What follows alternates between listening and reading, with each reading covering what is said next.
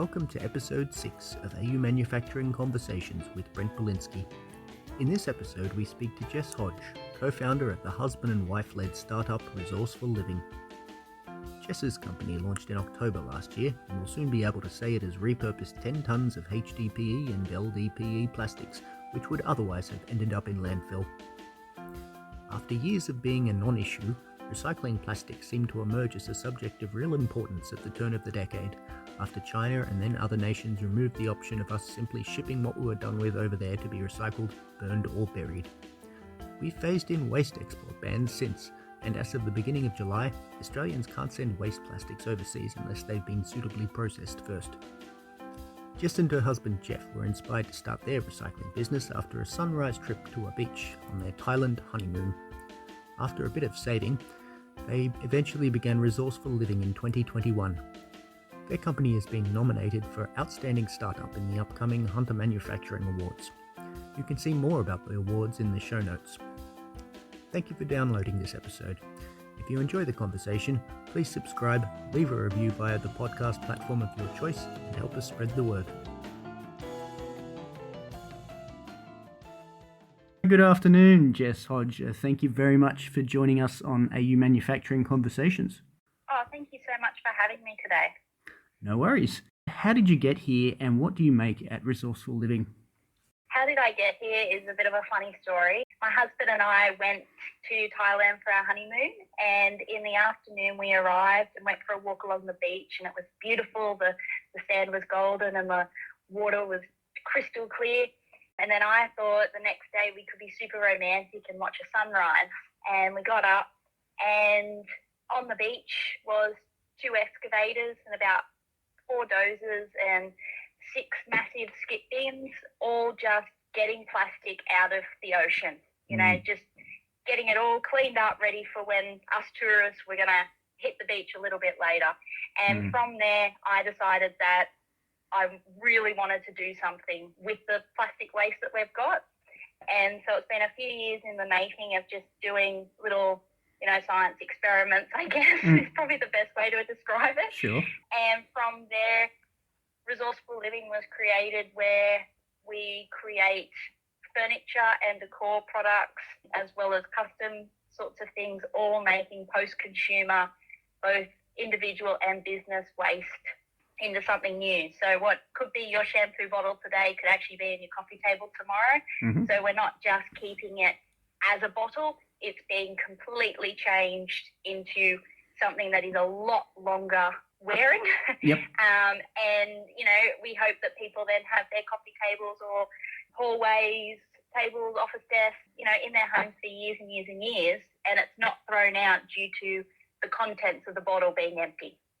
And so tell me, please, you mentioned you got started, I guess you wouldn't call it an eureka moment exactly, but you saw inspiration in a sad state of beach on your honeymoon. I was wondering if you could tell me were you in the manufacturing industry before or just completely different career? Tell me about what were you doing leading up to starting this company. I read your husband, I think, if memory serves, as an engineer by training. Tell me about yourself, please, and a little bit about what the two of you were doing pre-Resourceful Living. Yeah, sure. So my background's actually media and communications. I majored in advertising, and I was actually, prior to this, building websites and doing digital marketing. And my husband is a mechanical, sustainable and materials engineer. And so I feel like the two of us have a really good skill set, but both, in our personal lives, we're really conscious about our own waste. And I guess that on top of, seeing the beach just fueled that we wanted to do something that was really meaningful and really made a change, not just, go with the flow and wait for government or someone to make a change, but actually take that change and do it ourselves. Right. And what year did you get started? So we actually only started building because we self-builded all our machines. So it was a few years of saving because we're fully self-funded. So we had to wait till our bank account said, yep, you can afford to do a business and survive. We actually started at the beginning of last year, and then October 1, 2021 was actually when we launched to the public, which was probably the most nerve-wracking day of my life because it was the first time that we'd actually shown people that we weren't related to. but it was extremely well received, and it's been one whirlwind of a journey in the last 9-10 months. So tell me, how many are in your team at the moment, please? At the moment, there's 3. It's a really family affair. My husband, myself, and my brother. Right. So the 3 of us get in and make everything, but that's not how we want it to stay. We'd like to be a really big force to be reckoned with and really contribute to jobs in the Hunter region in the near future. Tell us, please, something about what plastics you're working with. Are you mainly looking at polyethylenes, and are you using any sort of stabilizers and additives to make them fit for purpose? A bit on that note, please. Yeah, sure. So at the moment, we're dealing with number 2 and number 4, which, as you said, was HDPE, which is high density polyethylene, and then number 4 is low density polyethylene. Yep. The reason for that is it's one of the most readily available plastics, is why we've started with this one. But we've actually set up our business that in the future we look to be able to take on all types of plastic. We actually don't add any stabilizers, colors, or additives. It is what it is. So if people are after a custom sort of object, depending on if it will be used for outside or inside, we actually look at what the product was prior to coming to our factory. So, for example, we did a few outdoor tables and we used old wheelie bins because they had all the additives ready to be repurposed again. Tell us, please, something of the products you're making. I think you mentioned outdoor furniture was an early thing that you're making, but you're making all sorts of other stuff since then. A little bit about your product range, please. So we've got a pretty large product range at the moment. We do house signs, as I mentioned before, some office desks, hallway tables, coffee tables, a lot of, tables.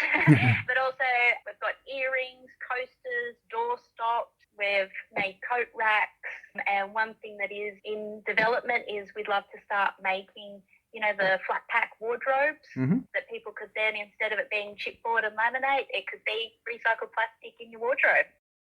Obviously, there are challenges to any material. You name it, that there are pluses and minuses. I'm sure that's the case with recycled plastics. Tell me something, please, about some of the challenges around creating something that's suitable out of a recycled plastic. Durable, strong, good looking. What are you sort of trying to overcome when you're making things? One of our biggest challenges at the moment is getting the same thickness straight across, because we use a bit of an old school technique of compression.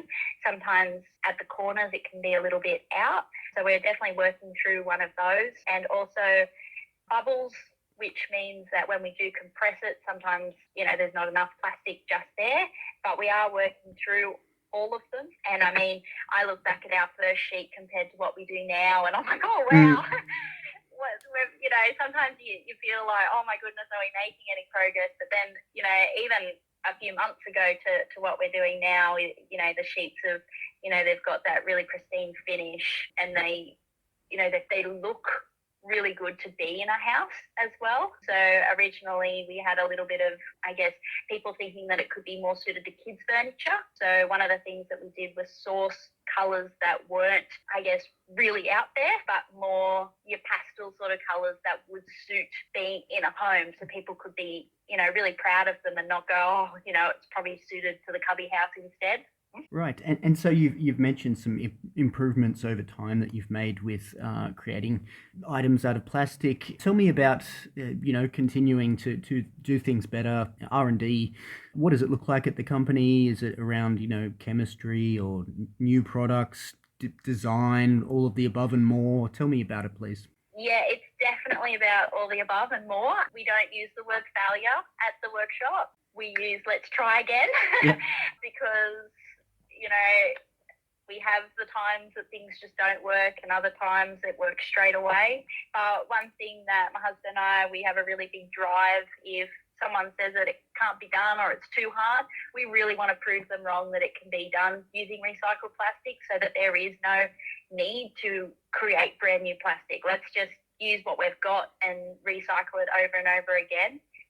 We keep a logbook of all what we've tried and what we've done, and we make slight changes and everything. And we just find that it does give us a really big sense of accomplishment when we've, done something behind the scenes that it it finally works. You're like, yay, look at that, it looks fantastic. So, it is, some days it can be, oh my goodness, this, and I've found depending on where the plastic comes from. So if it was originally outside, like the wheelie bins, we nicknamed the beast. Whereas then we got a whole couple of ton of black shampoo and conditioner bottles, and they just did whatever we wanted. So sometimes it can be a bit of like, oh, did it come through, where does it come from, and how will it react that way? So, but I mean, we're up for the challenge, and the only way to get recycled plastic out there more is to, keep research and development and going through everything. Sure. And have you gotten in touch with any of the other, a few, plastic recycling companies in Australia that have been doing it for a while? Have you seen, sought any advice from any of those? I've reached out to quite a few different plastic recycling companies, and the best thing is we've got a little group, I guess, where everyone's really happy and helpful. It's not so much of, oh, I'm doing this, I'm going to keep it to myself. But I contacted someone recently in Sydney and said, look, I'm after some white HDPE, I'm struggling to find enough, do you know? And straight away, she gave me a whole list of people that she knows and uses. And it was just like, this is what we need, more people getting on board and recycling rather than it, I guess being one company rules them all, if that makes sense. No, it makes perfect sense.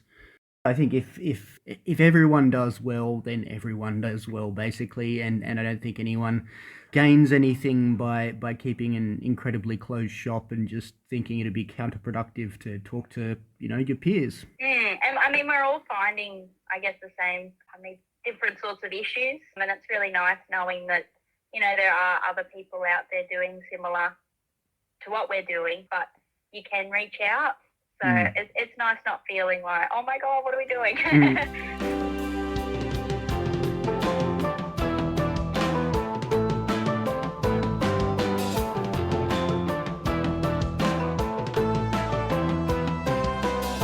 Tell me, have you kept count of how many tons you've diverted from landfill so far? My last count, which was about a month ago, we just surpassed 7 tons. Oh, well done. So, yeah, that was really exciting. But as of this morning, we've had 3 more big orders come in.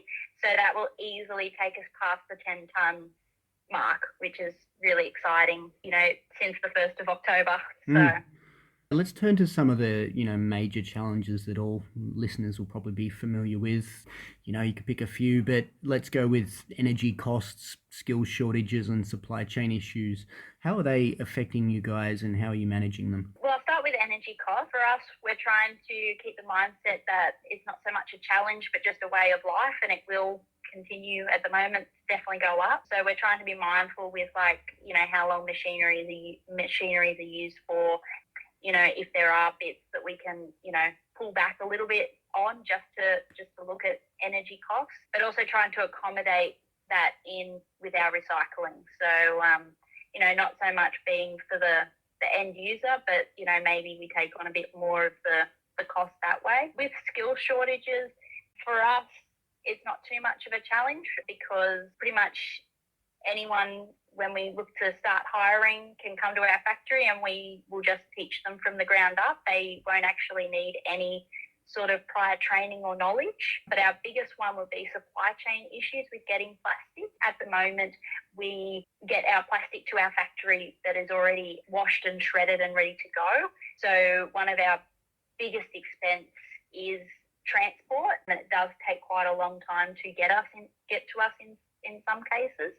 So that is one of our biggest ones that in the future we want to be able to do the whole from collection all the way through washing, shredding to making. But at the moment we're reliant on other places, and that would definitely be one of our biggest ones. So we're trying to now really forecast on what sort of plastic we need and when we'll need it by, so that we're not, I guess a couple of weeks ago where I was like, oh, I actually really need some white plastic yesterday, So, but we're trying to be positive and we're trying to be optimistic that, if we just keep pushing through, we will get there. We're speaking because I got in touch because I saw that you'd made the finals of the Hunter Manufacturing Awards. Congratulations on that. Would you like to say anything about doing what you do in the Hunter and a sort of sense of community among manufacturers there, if you've noticed anything you'd like to share? Yeah, well, firstly, I just want to say thank you so much to the Hunter Manufacturing Awards for this opportunity to be talking to you today, Brent. And I mean, we really do feel honoured that the manufacturing area in the Hunter is amazing, and to be seen as, you know, as a finalist is just, I'm just so proud. And, you know, just to be exciting to be working together with other businesses in the area to close the loop and trying to think outside of the box of what, you know, is currently made, I guess, with single-use plastic. What could we change it? Could we make something new with recycled plastic? And I feel like a lot of the businesses within the Hunter region are really open to making that change. They're really open to chatting with us of, you know, oh, this is what we're getting in, like importing at the moment. Is this something that we can potentially make right here?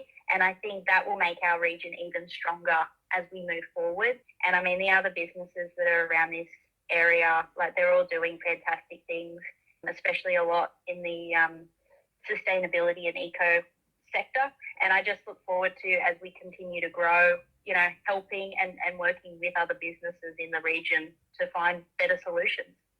I'd like to know something of your ambitions for the company in the medium term. Tell us about the next few years, if everything goes to plan or nearly to plan, or somewhere in the neighbourhood of the plan. In the plan, yeah. So in medium term, we definitely like to be expanding to be able to take 1 to 6 plastic type and recycling them into a range of different products and uses. We also would like to be looking at hiring around 30 people within the next 5 years. We've just seen such growth in the first 10 months that, you know, that the three of us will not be able to sustain what we're currently doing. And we really want to continue to help other businesses to achieve their own eco targets and, you know, be able to create custom-made products for them that then they can pass on to their own customers and share what they're doing in their business to limit waste as well. Mm-hmm. Another routine question that we ask of guests in this series is around the importance of a strong manufacturing ecosystem, in Australia. Tell me about your thoughts on this issue. Why is a solid manufacturing base worth developing and having around? So for me, I believe that by having a solid manufacturing ecosystem within Australia means that we've got more contingency and less reliance on the world. It also means that, you know, we've got a bit more control over what products we can make and create, but also it ups our export availability. And we do have the skill set and motivation of people locally that are ready to get their hands dirty and create some amazing things. And I think COVID really showed us that, you know, a pandemic or a war, supply chains get cut straight away. So the more that we can do at home to create products that Australians need is all for the better. Lastly, is there anything you'd like to plug, perhaps, or a final comment to make while I have you on the line, Jess? Oh, well, thank you so much. Firstly, I'd just like to say to everyone listening, thank you for listening. Please get on board with us, check out what we're doing, and a huge thank you to the Hunter Manufacturing Awards for this incredible opportunity. The Hunter is a force of manufacturing brilliance, and it's an absolute privilege to be part of such an amazing region. So thank you so much for having me. I really appreciate it. A pleasure. That's all we've got time for this time around. So, Jess Hodge, thank you very much for joining us on AU Manufacturing Conversations, and good luck with the Hunter Manufacturing Awards in October. Thank you so much. No worries.